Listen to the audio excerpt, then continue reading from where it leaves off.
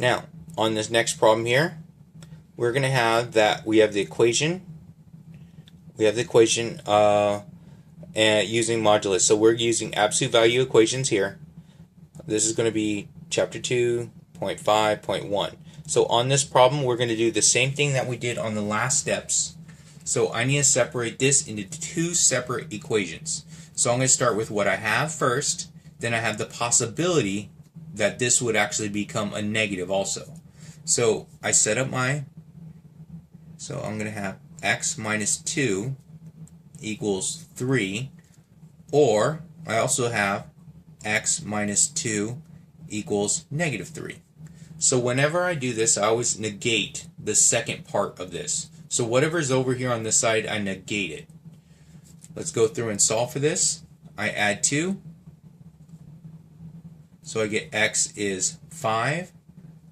Add 2. X is negative 1.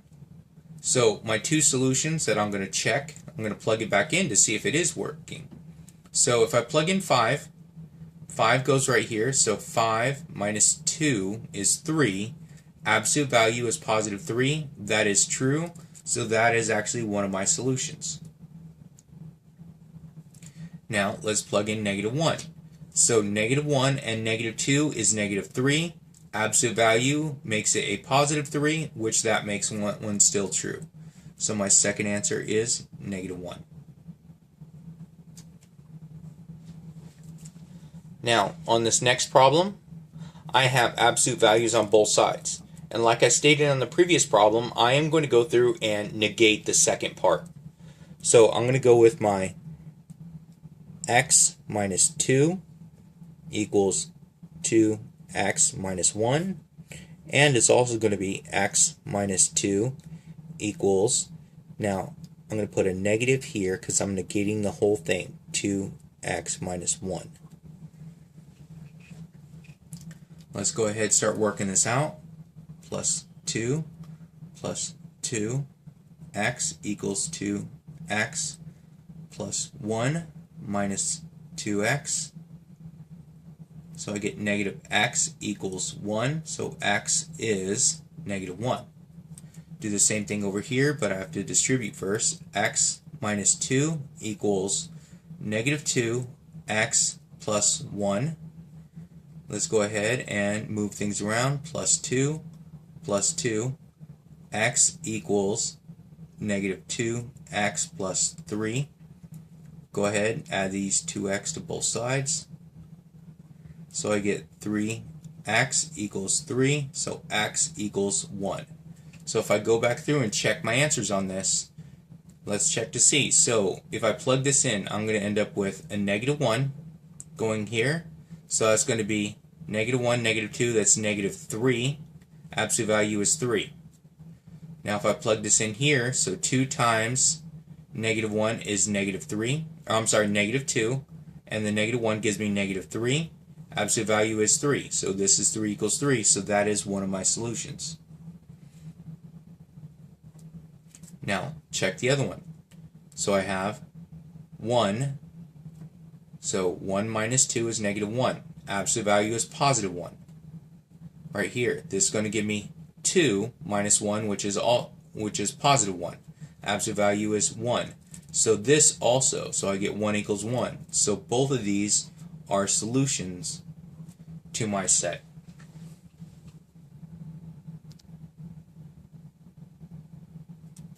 Now, this next problem right here, 2.6.1, this is going to be an inequality problem, but we have to do the same thing. So we're going to do the same thing on this. So if we take a look here, I'm going to have my x minus 2 less than 3. My other one's going to be x minus 2 is going to be greater than negative 3. So I always flip the signs whenever I'm separating my absolute value equation. Add 2 to both sides. X less than 5. Over here, add 2 to both sides. X is greater than negative 1. So again, let's go through. So from 5 it goes to the left, from -1 it goes to the right. So I know that if I were to put this on a number line, and I have -1 here, and I have +5 here, I know the -1 has to go to the right with a parentheses, and I know that the from the 5, this goes to the left also with the parentheses. So my line graph is going to look like this, which gives me my interval notation. It starts at -1 with a parentheses, comma, and it goes to +5, and it closes with the parentheses because they're not equal to either one of those numbers.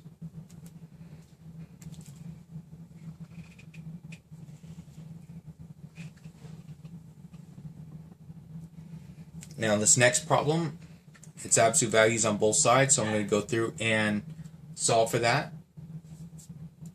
So I'm going to have x minus 2 is greater than or equal to my 2x minus 3, or my other answer, x minus 2 is less than or equal to my negative, right there, 2x minus 3.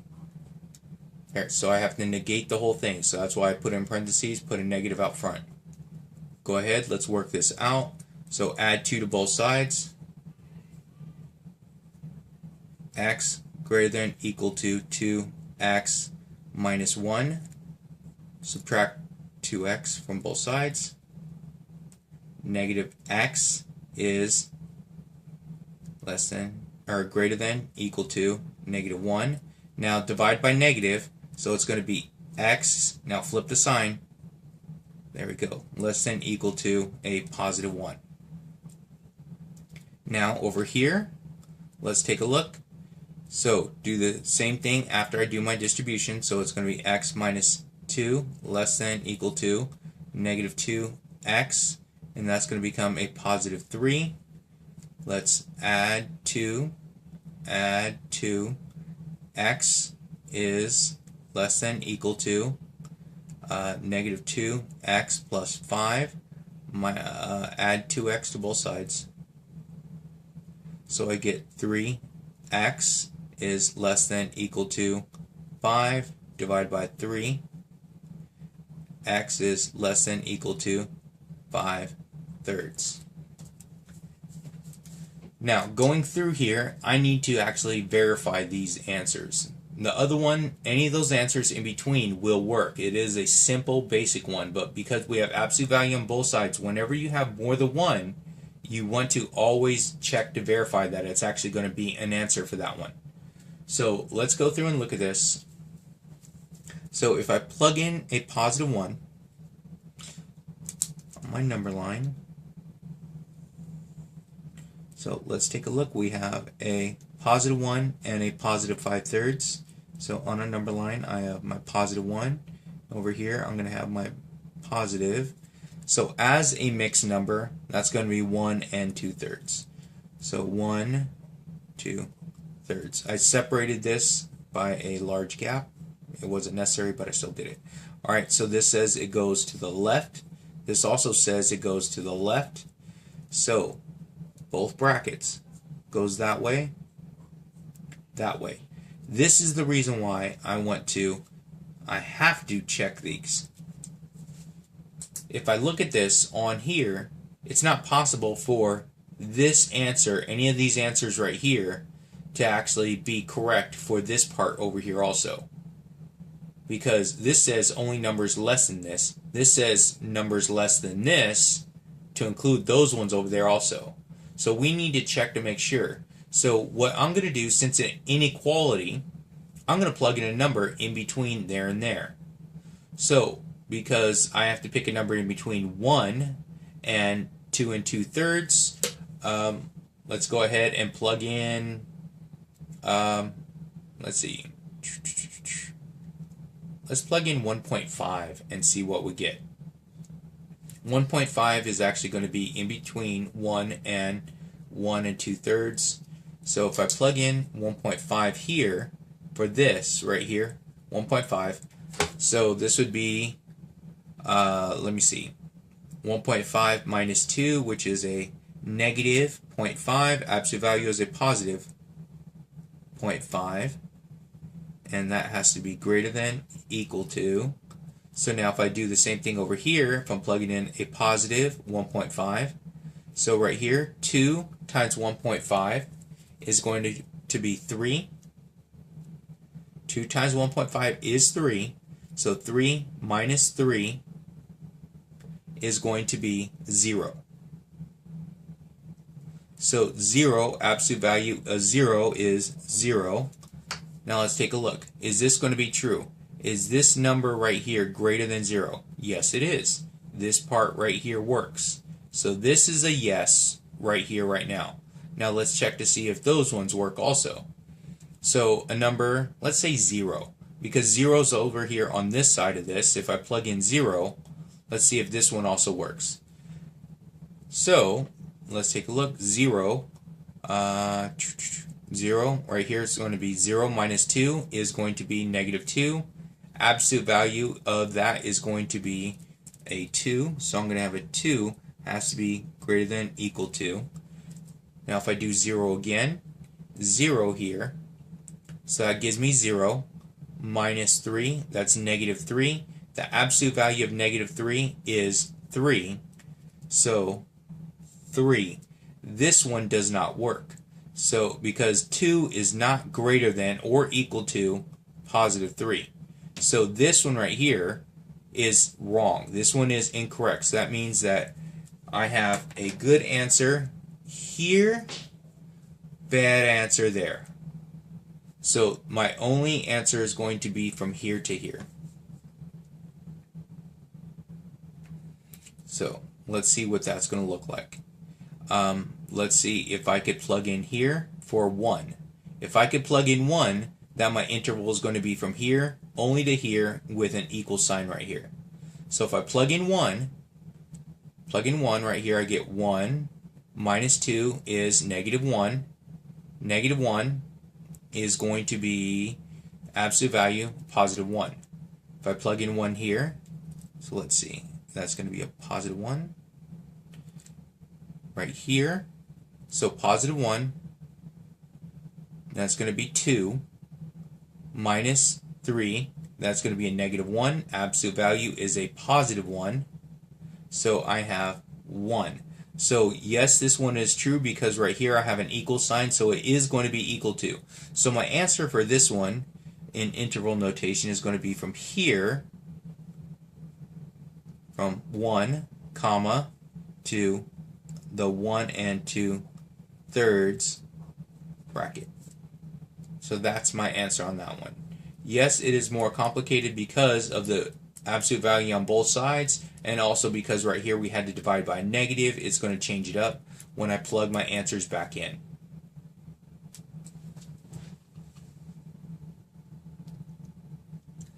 On this next problem here, I have to go ahead and separate it again. So I'm going to have my x minus 2 greater than equal to 2x plus 1. It's also going to be x minus 2 is going to be less than equal to the negative 2x plus 1 right there. So from here, I'm going to go through and work this out. So from here, I need to add 2.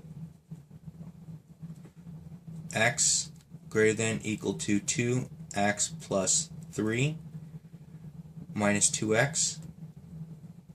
So I get negative x is going to be greater than equal to 3 divided by negative x less than equal to negative 3.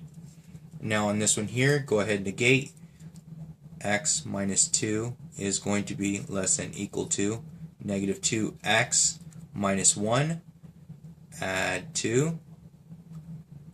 X less than equal to negative 2x plus 1 plus 2x plus 2x.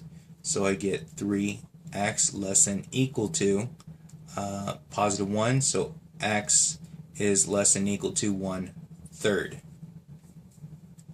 Now right here, I have another problem here because they're going in the same direction now. So on my number line, it's going to say that I have right here a positive 1/3, and way over here it says I have a -3. So right here, this says from -3 it goes to the left. From the positive 1/3, it also says it goes to the left. So I need to go ahead and test my values here.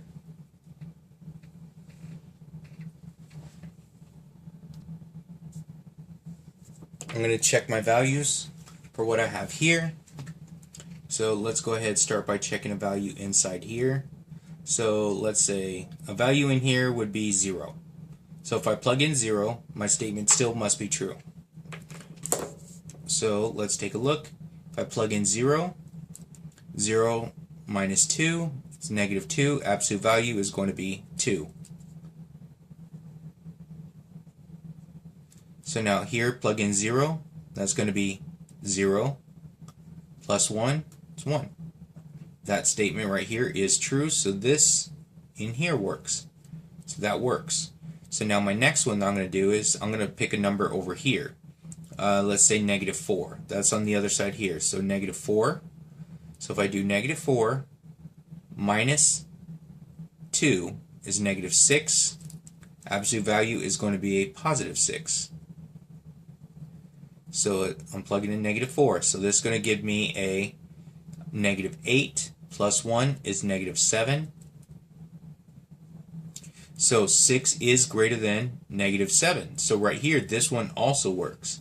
Because all of this works, I know that it's going to be from here all the way down. Because this one says all the way down, and this right here says all the way down. So if they both work, and they're both going in the same direction, I just start from here.